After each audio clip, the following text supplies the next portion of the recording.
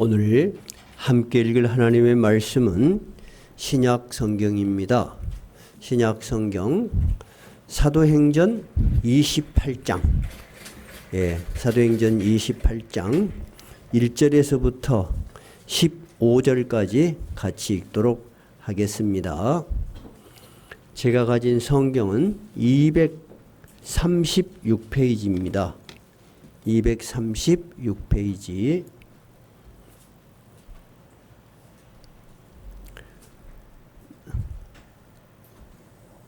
다 찾으셨어요?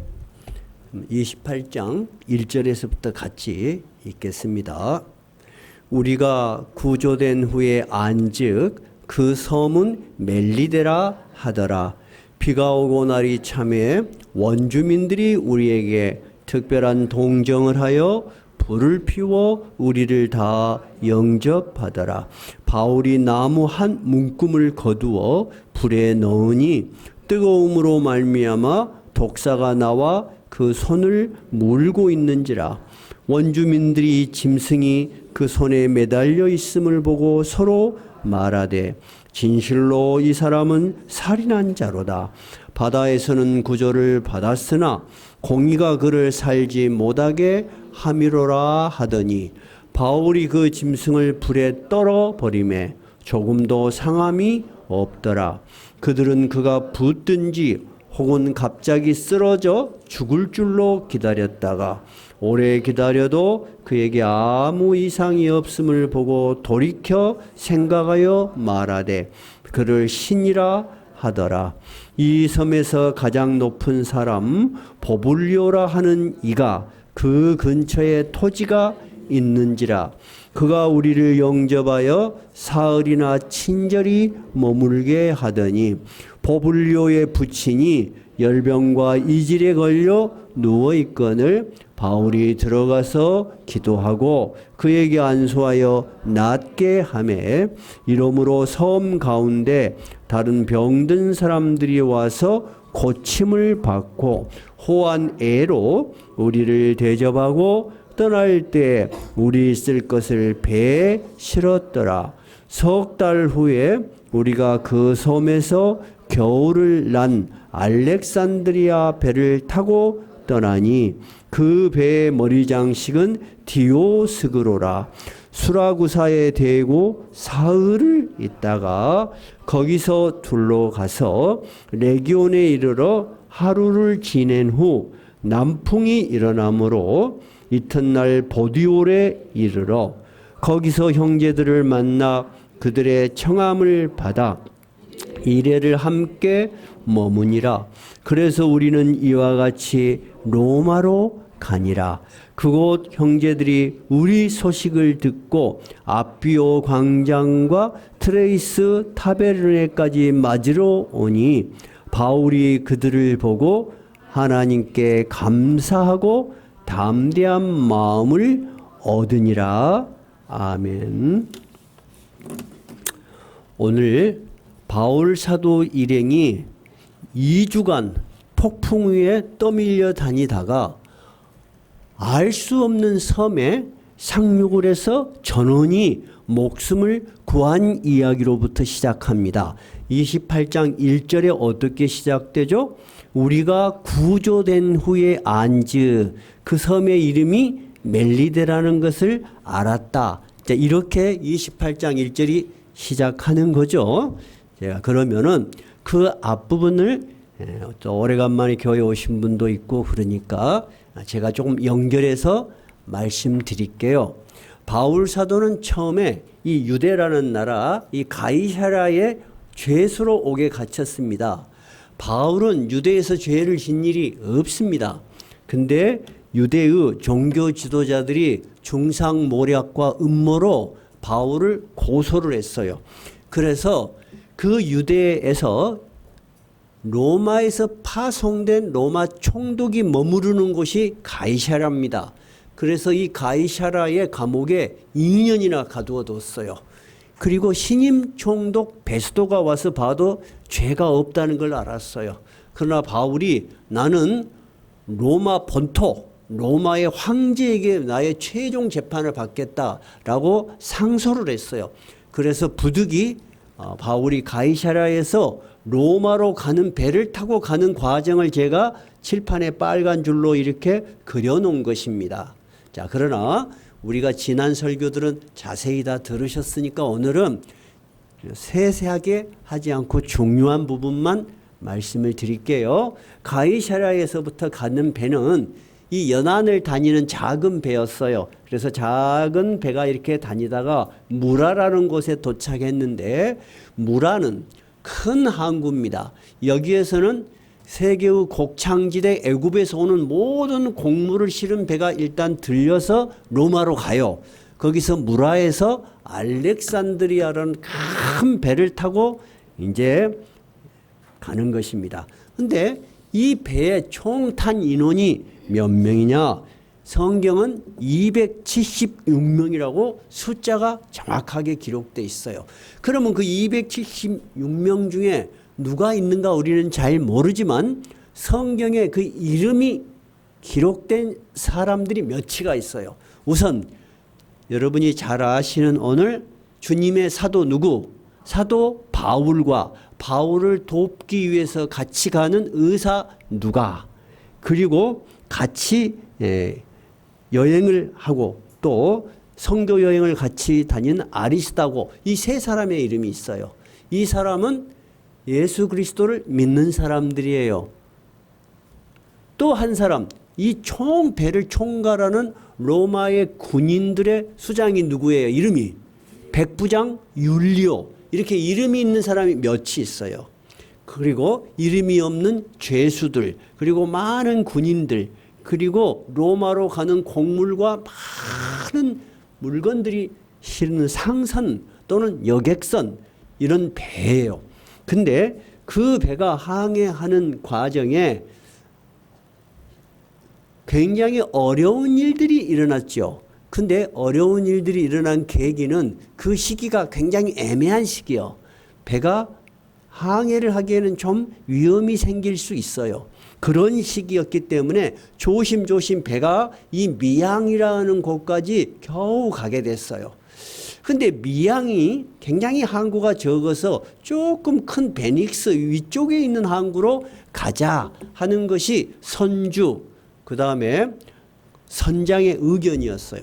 근데 바울은 지금부터는 이 배가 움직이면 위험할 것이다. 우리 목숨이 위험할 수도 있는 위험한 항해니까 가지 않는 게 좋겠다. 그렇게 이야기를 했는데, 백부장 율리오는 그래도 이 배에 대해서 경험이 많은 선장과 선주의 말을 듣고 무리하게 항해를 시작합니다.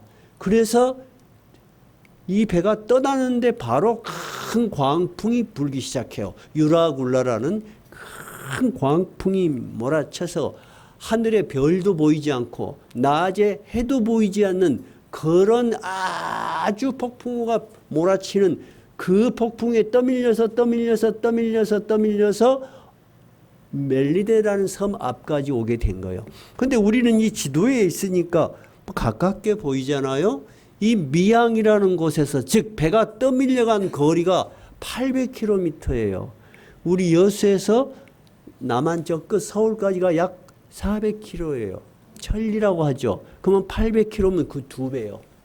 어마어마하게 긴 시간을 폭풍우 속에서 떠밀려 다닌 거예요.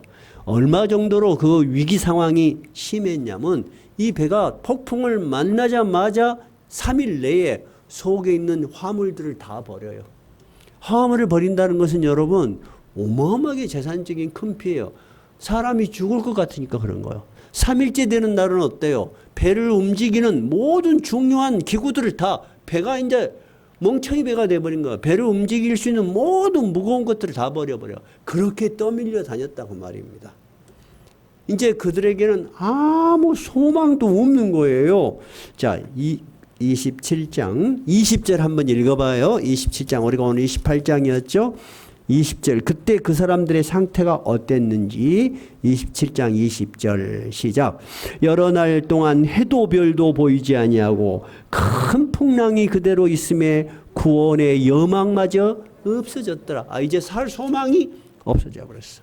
아무도 이제 소망을 갖지를 않아. 언제 죽을지 모른다. 이런 생각 속에 있는데 바울 사도가 그때 일어납니다. 그리고 그들에게 이렇게 권면합니다. 어젯밤 주의 사자가 나에게 옆에 서서 이렇게 말했다는 거예요. 바울아, 두려워하지 말라. 네가 로마의 황제 앞에 서야 되겠고 하나님께서 너와 항의하는 모든 자를 다 살려줄 것이다. 나는 하나님의 사자가 나에게 한 말을 믿노라.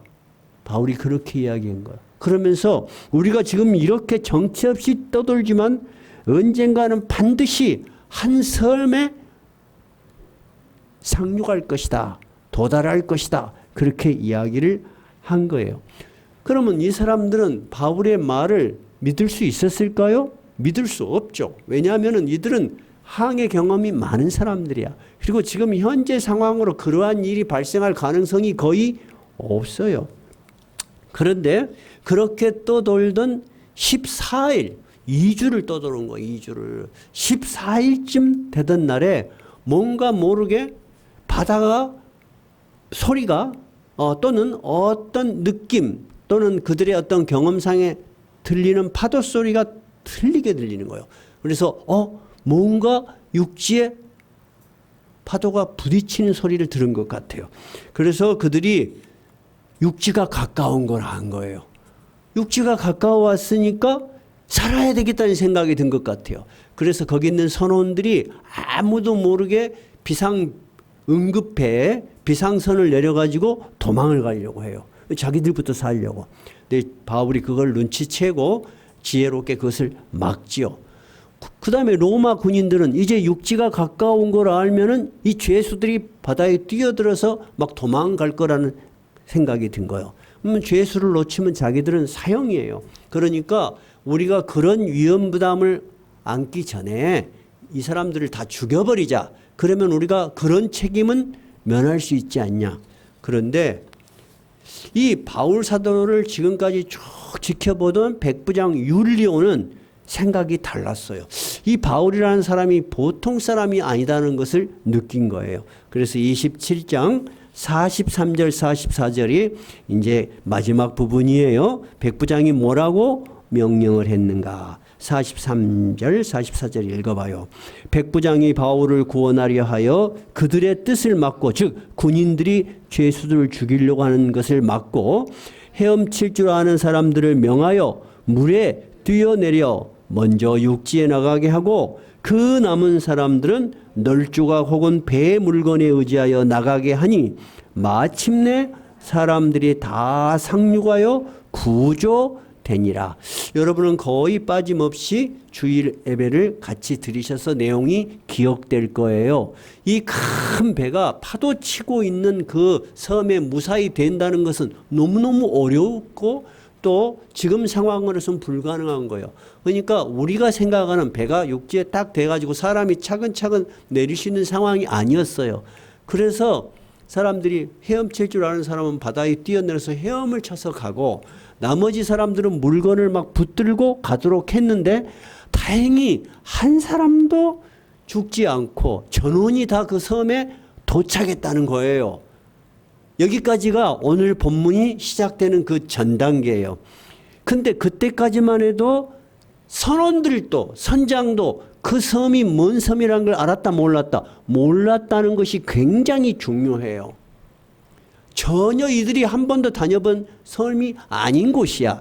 근데 나중에 알고 보니까 그 섬의 이름이 뭐더라? 멜리드라는 것을 알게 됐어요. 지금은 그 섬이 있을까요? 없을까요? 그대로 있습니다. 지금은 몰타라는 이름으로 있습니다. 이 섬에서 위로 올라가면은 수라구사가 여러분이 잘 아는 시실리아 섬의 수도입니다. 여러분 마피아 그러면 여러분 이탈리아 마피아 그러면 잘 알죠. 마피아가 출신들이 다 어디요? 시실리아 출신들이요. 그 수라구사 그리고 거기에서 더 올라가면 이제 본토 육지 이탈리아가 나와요. 이탈리아의 수도가 어디예요? 로마예요. 지금 로마. 그러니까 바울이 지금 이런 과정을 거쳐서 로마로 가는 여종인 것입니다. 그때까지만 해도 이 선원들은 이 섬이 어딘가도 몰랐어. 근데 다음에 알고 보니까 멜리데라는데, 이 멜리데의 뜻이 뭐냐면은 피난처라는 뜻이에요. 그러니까 많은 풍랑을 만난 배들이 막 떠돌아다니다 여기에 많이 도착을 하는가 봐요. 그러면 우리가 보니까 지도상으로 이 섬이 뭐 우리 눈에 보이는 저기 장군도 남해 같은 느낌이 들잖아. 그렇지 않아요. 이 멜리데에서 시칠리아까지 가는데 굉장히 멀어요. 약 100km가 떨어져 있어요. 아주 외딴 섬이에요. 그러니까 원주민들이 살겠죠. 근데 우리가 터인, 원주민 뭐 그렇게 생각하면 무식하고 그렇게 이해할 수 있는데, 그들은 자연스러운 생활하죠. 자연과 생활하니까 사람들이 굉장히 순하고 동정심이 많은 것 같아요. 그래서 이 사람들이 막 큰 배가 한번 보이고 사람들이 막 물에 뛰어들고 막 그러니까 이 통인들이, 이 원주민들이 미리 이들이 오면은 죽지 않도록, 얼어서 죽지 않도록, 동사하지 않도록 불을 피워놓은 거예요. 그것이 2절이에요. 비가 오고 어떻게? 날이 참해. 그래서 겨울에 추울 때 바다에 뛰어들어서 오래 있으면 동사해요. 이제 그런 이야기들은 우리 김기현 집사님 잘 아실 거예요. 그래서 날이 추우면은 저도 그런 사람을 직접 만났어요. 배에서 난파됐다고 만난 사람들. 보면은 그 나무를 잡고 계속 있으면 몸이 춥고 잠이 와서 죽는, 이 바다에서 잠이 들면 죽는데요. 그러니까 계속 그 나무를 잡았다 놨다 잡았다 놨다 막 그렇게 하라고 한대요. 저도 들은 이야기예요. 그러니까 날이 춥단 말이에요. 비까지 오니까 이 토인들이, 이 원주민들이 특별하게 동정을 해서 미리 불을 피워놓은 거야. 이제 이해됐죠? 오자마자 막 불을 이렇게 불을 세게. 근데 바울이 보니까 이 불을 피우는데 연료가 필요한 것 같아요. 그래서 주위를 다니면서 나무 덤불 같은 것들을 많이 가져다가 불에다가 넣었는데 그 나무 덤불 속에 독사가 있었던 모양이에요. 이 독사들이 굉장히 적어요, 여러분. 크기가. 그러니까 그 나뭇가지 같이 생겼으니까 같이 갔다가 불에다 연 거야. 그러니까 이놈의 독사가 엉겹결에 끌려놓았는데 너무 뜨거우니까 튀어나와가지고 바울 손을 물어버린 거예요. 그래서 원주민들이 이 짐승이, 즉 독사가 바울 손에 매달려 있음을 보고 서로 말하되 진실로 이 사람은 살인한 자로다. 바다에서는 구조를 받았으나 공의가 그를 살지 못하게 합니다. 이 말은 뭔 말이냐면은 인간은 짐승하고 달라요. 인간은 교육을 많이 받았든 적게 받았든 또 시골에 살든 산골에 살든 밀림에 살든 짐승하고 다른 어떤 본성이 있어요. 어떤 본성이 우리가 짐승과 다른 독특한 본성이 있을까요? 신의식이 있어요. 그래서 아무리 깊은 아마존에 한 번도 이 현대적인 교육을 받지 않은 사람들도 신께 제사를 드려요. 그것이 하여튼 인간에 심겨진 고요한 심성이에요. 이들도 신에 대한 이해가 있었는데 이 신은 정의롭다는 생각을 가지고 있었어. 그러니까 로마의 배가 와갖고 막 죄수들이 막 뛰어들고 보니까 수갑 찬 놈도 있고 막 그럴 거 아니에요. 그러겠죠? 그러니까 이 로마에 끌려가는 사람들이 중죄인이란 건 알았어. 그래서 이들이 무사히 산 건 다행인데 이 바울이라는 사람이 누군지는 모르지만 진짜 살인한 놈이 분명히 맞다는 거야. 그러니까 독사가 나와서 물어 죽여버렸다. 이렇게 생각한 거예요. 근데 이들은 원주민이었어. 이 독사에 생긴 것도 잘 알고 이 독사가 물면 어떻게 된다는 것도 다 알아요. 오히려 현대 교육을 받은 우리가 모르지 시골에 사는 사람들은 잘 알아요. 그런 거를. 그러니까 이 독사가 물었으니까 어떻게 될 것이다. 6절. 그들은 바울이 탱탱 붙든지 혹은 갑자기 쓰러져 죽을 거야. 오래 못 갈 거야. 저기 뻐르작 그러다가 쓰러지겠지 하고 다 쳐다보고 있는 거야. 근데 아무 이상이 없는 거야. 아무 이상이 없고 불을 쬐고 잘 있어. 그러니까 갑자기 보통 사람이 아니다. 이 사람 이건 신인가 보다. 이렇게 원주민들이 바울을 쳐다본 거예요. 희한 일이 발생한 거죠. 근데 이 기이한 일이 여기로 끝나지 않았어요.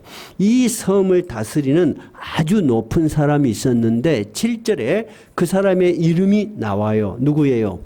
보블리오라 하는 사람이 이러한 상황을 겪으면서 바울 일행만을 대접을 했는지 아니면은 로마가 그 당시 세계 강국이니까 로마의 어떤 장교들 그런 사람들까지 같이 대접을 했는지는 모르지만은 자기 집에 대접을 한 거예요.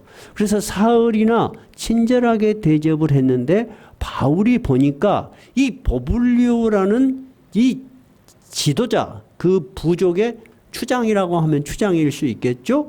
이 지도자의 아버지가 병이 들어있는 거야. 근데 그 병이 어떤 병이에요?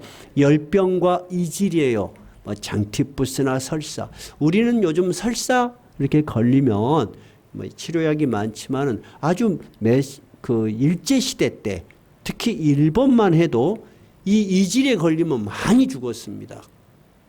근데 이 노인네가 이 병에 걸려가서 골골골골 하고 있는 거예요.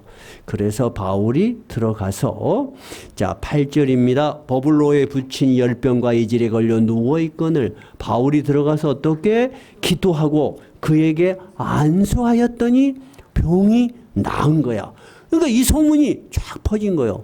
그러니까 의료시설이 전혀 없는 자기들 나름대로의 건강과 치료를 했던 이들이 이 바울이 그 자기 섬에서 제일 높은 사람 그 아버지가 아픈 건 다 알고 있을 거 아니에요.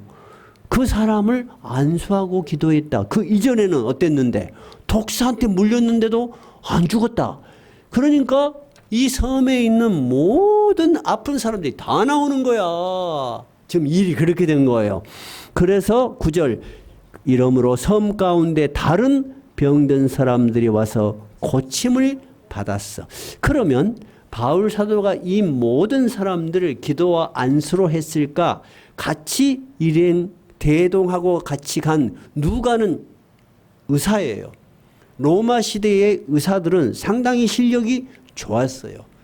그리고 여러분이 잘 알지만 누가복음과 사도행전을 쓴 사람이 누구요?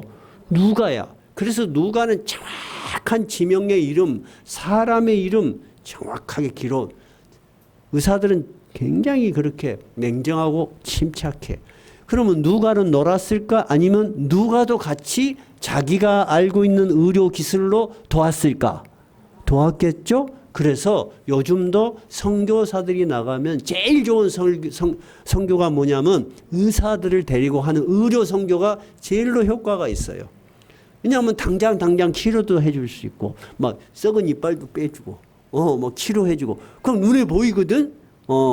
아마 그렇지 않았을까. 그랬더니 10절 후한애로 즉 뭔가 대접을 하고 싶은 거야. 어떤 걸로 대접을 했을까? 화폐 단위는 틀리니까 지금처럼 동일한 화폐 그런 건 없었을 테니까 아마 뭘로 막 닭도 한 마리 주고 막 그랬겠죠. 호한애로 우리를 대접하고 떠날 때는 우리가 쓸 것을 배에 실어줬다는 거예요. 지금 그런 일이 있었는데 얼마 동안이나 이 멜리데 섬에서 그런 일이 일어났을까요? 그 기간이 있어요, 없어요? 있겠죠? 뭐라고 돼 있어요? 석 달 후에 우리가 그 섬에서 겨울을 났어. 이제 항해하기 위험한 시기는 지났어. 그 말이에요. 그래서 배를 타고 이제 떠나. 근데 그 배에 이름이 있어요. 뭐라고 돼 있어요?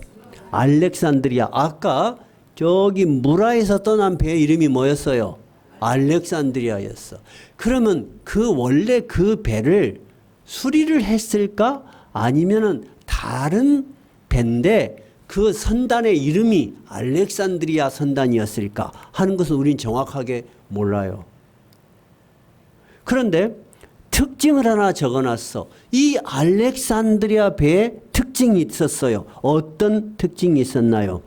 그 배의 머리 장식은 디오스구로라. 옛날에 큰 배들은 그 앞에 뭔 장식이 있었어. 우리 거북선은 어떤 장식이 있어? 용의 머리 같은 게 쫙 있죠, 이렇게. 뭔가 큰 배들은 앞에 장식을 멋있게 했는데, 이것은 디오스구로라 뜻은 쌍둥이라는 뜻인데, 그 당시 로마의 최고의 신이라고 믿는 그들의 신의 이름이 뭐예요? 제우스죠. 제우스의 두 아들 쌍둥이 상을 탁 새겨가지고 그 배가 가면은 그 배의 특징이 그 쌍둥이 모양이 쫙 나오는 그런 배였다. 이렇게 누가는 정확하게 기록을 한 거예요. 자, 그러면 그렇게 해서 석 달 동안 그들은 다 어디에서 머물렀죠? 멜리데 섬에서 머물렀어요. 여러분, 이 숫자가 몇 명이요? 276명이요. 이 사람들이 다 머물면서 피해만 줬으면은 그렇게 대우를 받았겠어요? 근데 누구 덕분에 모두 잘 먹고 잘 지내게 됐어요? 바울 덕분이요. 그럼 바울은 거기서 석 달이나 있으면서 아무 일도 안 했을까요? 그럴 리가 없겠죠.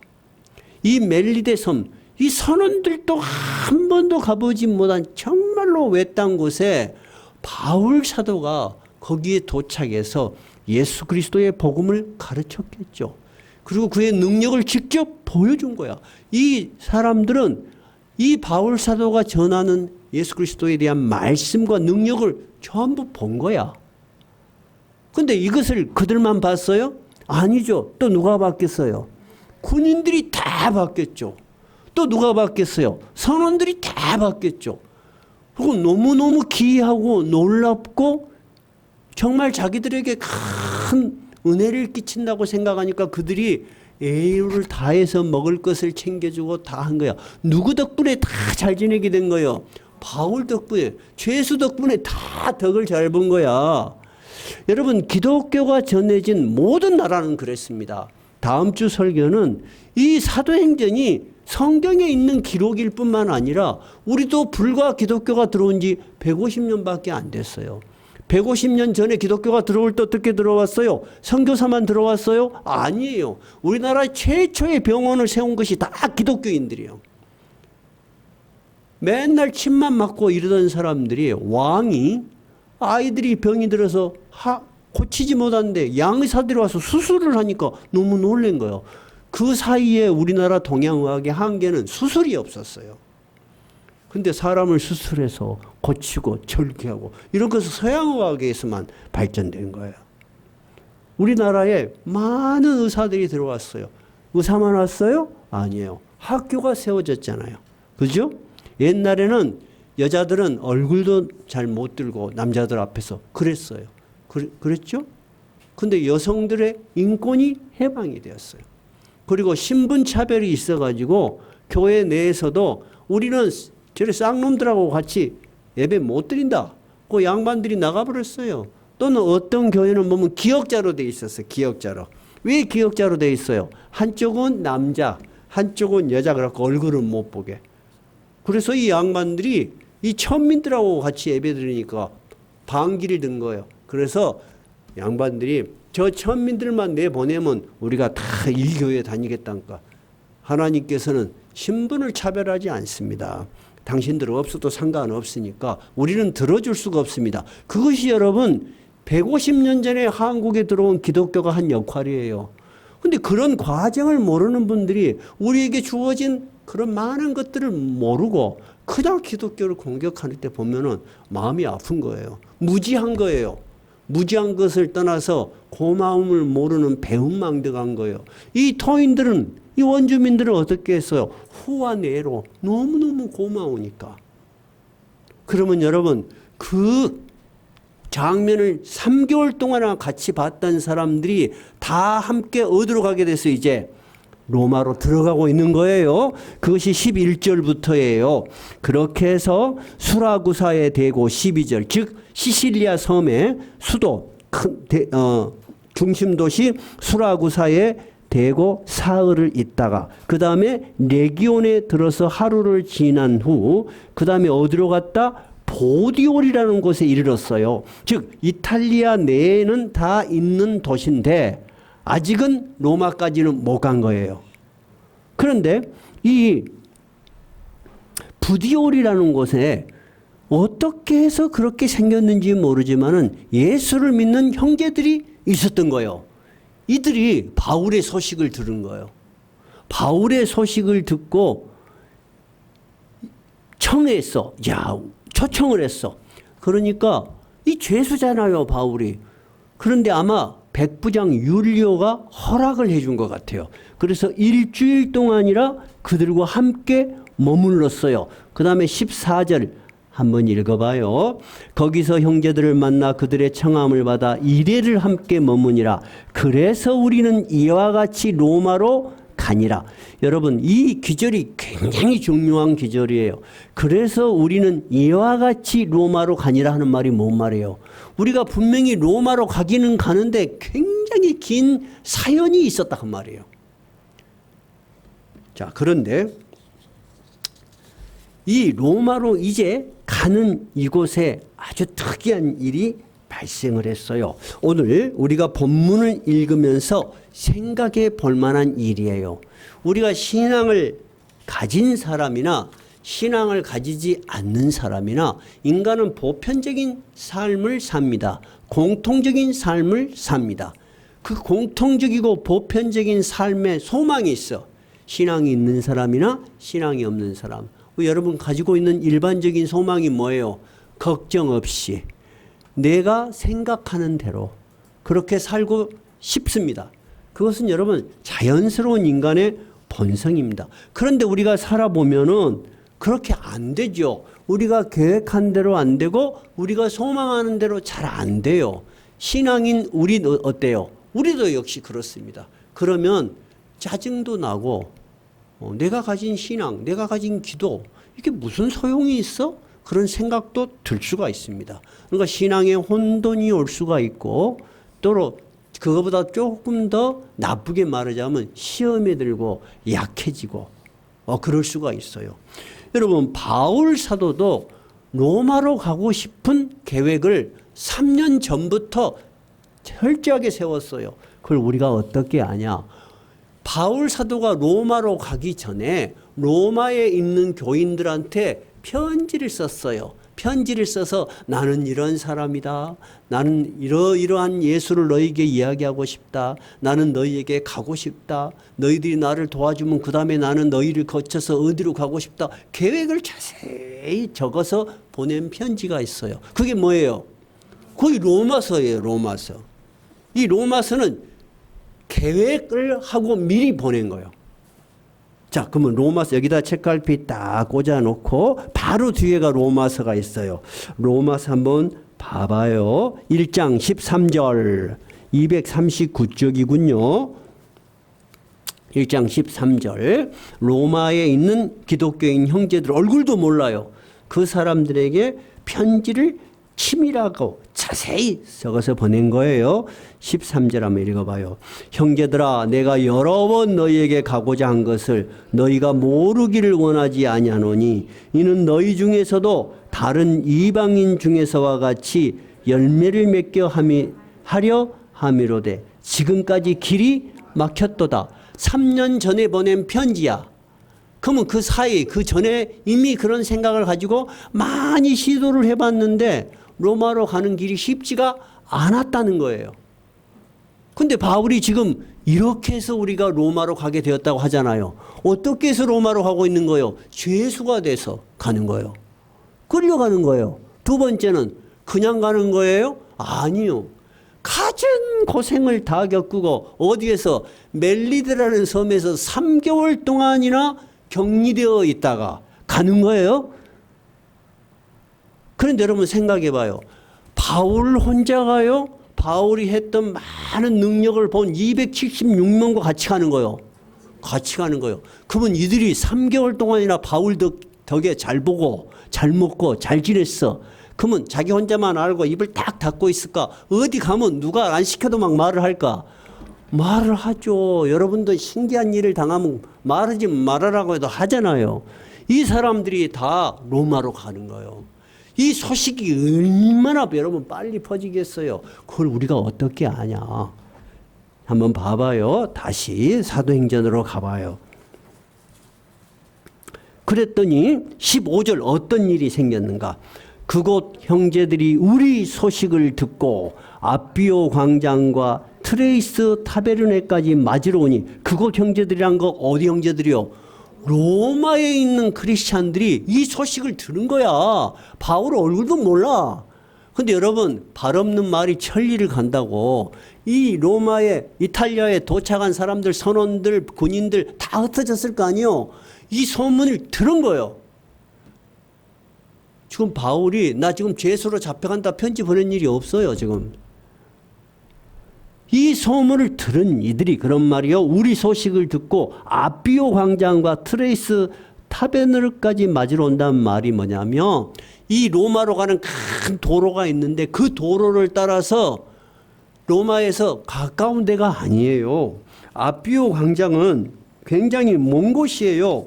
약 69km, 70km 떨어진대요. 또 한 군데는 약 53km. 여러분, 여기서 순천까지가 몇 킬로요? 40km요. 근데 50km가 넘고 70km가 넘는 그곳까지 로마에 가만히 있지 않고 그까지 영접으로 막 나왔다는 거예요. 바울 사도가 이 로마서를 쓸 때만 해도 이들이 나를 어떻게 생각할지, 내가 거기 가면 나를 환영해 줄지, 나를 의심할지, 내가 하는 말을 잘 받아들일지 염려가 상당히 컸어요. 근데 지금 바울 사도는 죄수로 끌려가잖아요. 죄수로 끌려가는 나를 진짜 정상적인 사람으로 볼지, 진짜 주님의 종으로 받아들일지 염려가 또는 생각이 있을 수밖에 없겠지요. 여러분 안 그러겠어요? 여러분 지금 바울 사도가 말 타고 쫙 왕관 쓰고 들어가요? 아니잖아요. 정상적으로 가도 인간관계라는 것이 한 번도 안 본 사람이니까 의심을 하고 그럴 텐데, 죄수로 끌려가는 자기를 어떻게 생각할지 하는 많은 생각이 있었을 것인데 그런 염려가 전혀 필요가 없게 됐어요. 왜? 바울이 자기 자신을 소개하기 전에 이들이 바울에 대한 소문을 듣고 저 로마에서 70km 떨어진 이곳까지만 몰려든 거야. 열렬하게 환영을 하는 거야. 지금으로 말하자면 프랭카드 탁 들고 바울을 환영합니다. 이런 거야. 지금 이런 분위기가. 이해가 되셨죠?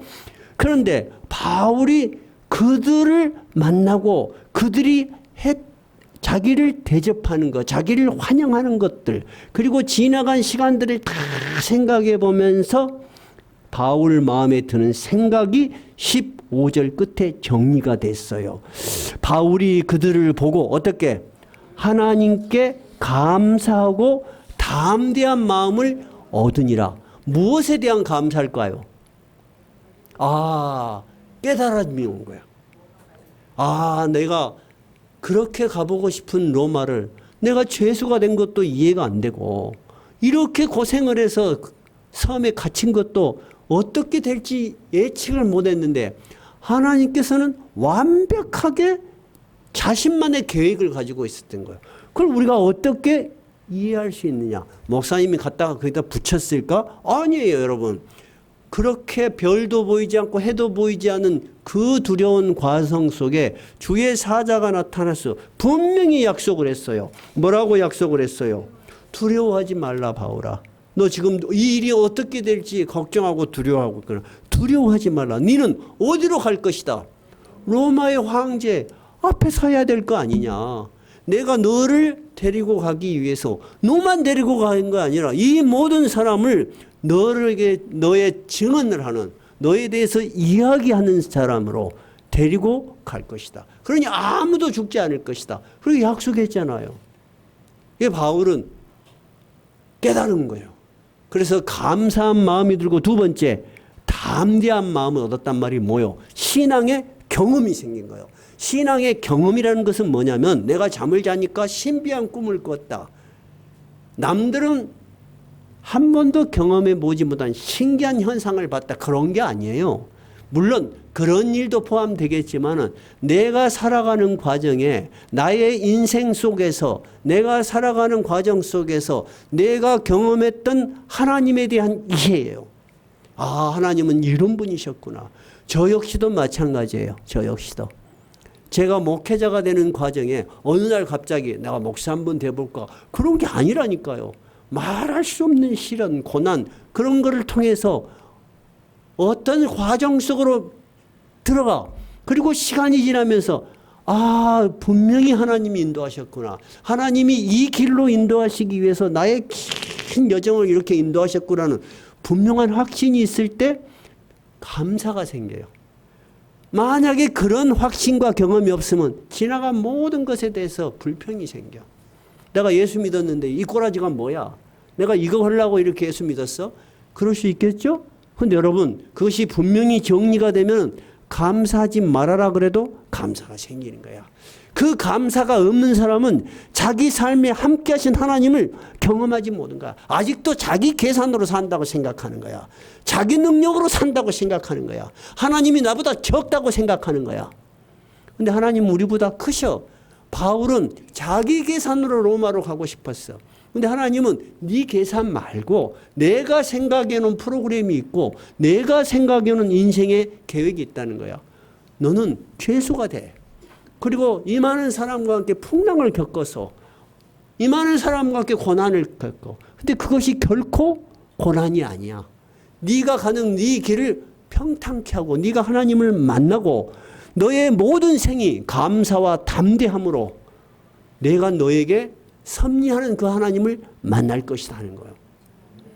여러분, 이것이 바로 우리 크리스찬들이 현실을 살면서도 늘 감사할 수 있고 우리가 담대하게 신앙생활을 유지할 수 있고 더 나아가 예수 그리스도를 전할 수 있는 거예요. 그 사람이 예수를 믿을지 안 믿을지 내가 전한 복음이 어떻게 될지 우리의 생각하고는 너무 다른 거예요. 그거는. 여러분은 여러분이 생각하는 그 수준밖에 생각할 수 없어요. 저도 마찬가지예요. 나는 여기 계신 여러분들 중에 1대1로 개인적으로 아는 사람은 거의 없어요. 여러분 저 아세요? 모르시잖아요. 근데 여러분 어떻게 여기 와서 같이 예배드리죠? 여러분의 긴 인생 속에서 우리가 알 수 없는 하나님의 계획 속에서 이런 일이 일어나는 거예요. 또 앞으로 어떻게 변할지 몰라요. 저는 그래서 인간적인 생각으로 교회를 바라보지 않습니다. 여러분 같이 우리가 크리스찬으로 살아가면은 복이 있을 거예요. 그것은 목사가 주는 것이 아니고 사람과 사람이 약속하는 것이 아니고 하나님께서 약속하시는 거예요. 여러분 멜리데 섬에 그 아무도 모르는 그 섬에 바울 사도 한 사람이 감으로 어떻게 했어요? 그들은 살아계신 하나님이 어떤 분인가를 알게 된 거예요. 병의 치료를 받았어요. 그리고 그들이 모두 복음을 듣게 됐어요. 그들이 어떻게 듣게 됐는지 성경은 기록되지 않았어요. 그러나 그 복음을 들었던 선원들, 군인들, 그리고 백부장 율리오에게는 분명히 심적인 변화가 있었을 거예요. 그것이 여러분 로마에서부터 시작한 거예요. 바울 혼자 가서 이 로마의 복음을 전하려고 했는데 하나님은 276명의 바울 지지자와 함께 들어간 거예요. 그래서 여러분 예수 그리스도를 로마법에 의해서 사형을 시켰죠. 이 로마에 어떻게 기독교가 들어갈 수 있겠어요? 예수를 죽인. 근데 이 로마에 기독교가 들어가서 313년에 국교가 됐어요. 놀라운 변화를 시작하신 거예요. 하나님은. 그 변화를 하나님은 이렇게 시작하신 거예요. 우리가 오늘 본문을 읽으면서 바울에게 생긴 일은 우연한 생긴 일이 아니에요. 우리가 살아갈 때 내가 계획하지 않은 모든 일들은 우연한 일일 수 있어요. 그리고 재수가 없는 일일 수 있어요. 불행한 일일 수 있어요. 그런데 하나님의 시각 속엔 그런 일은 없어요. 우리에게는 우연일 수 있지만 하나님에게는 우연이라는 게 없어요. 하나님은 전지전능하시고 모든 것을 아실 수 있는 분이에요. 그죠? 하나님에게는 모든 것이 필연이에요. 여러분이 오늘 당하는 여러분이 고통스러운 지금도 언젠가 여러분이 돌이켜보면 참 은혜스러운 시간이었을 거예요. 하나님은 우리의 삶을 단 한순간도 하나님과 무관한 계획 속에 지나게 하시지 않습니다. 때로는 여러분의 화려했던 생활도 지나놓고 보면은 참 어리석었다. 내가 세상 것을 너무 바라봤다 하는 그런 생각으로 기억될 수도 있어요. 여러분, 인생이라는 것은 여러분 그렇게 지혜롭고 그렇게 큰 계획을 세울 수 있는 사람은 없습니다. 어떻게 보면 한 치 앞을 모릅니다. 그것이 인생입니다. 그런데 하나님께서는 우리를 가장 위대하신 하나님의 섭리 속에서 포함시키셔서 하나님이 인도하시고 하나님이 보호하시고 하나님이 이루어가는 과정, 그것이 여러분 신앙입니다. 그것을 믿을 때 우리의 마음은 감사가 있고 우리의 마음은 담대함이 있습니다. 우리가 10월 셋째 주 이웃사랑 초청 예배를 드리는 것도 마찬가지입니다. 우리에게 감사한 마음이 없고 우리에게 담대한 믿음이 없다면 여러분 그 날이 우리에게 무슨 의미가 있겠습니까? 우리는 그런 행사를 하면서도 우리가 하나님께 기도하고 우리가 기회가 되는 대로 그분들에게 전한 하나님의 복음이 어떤 변화를 줄지 우리는 모르는 것입니다. 그러나 하나님께서는 그런 과정들을 통해서 당신의 뜻을 이루시는 것입니다.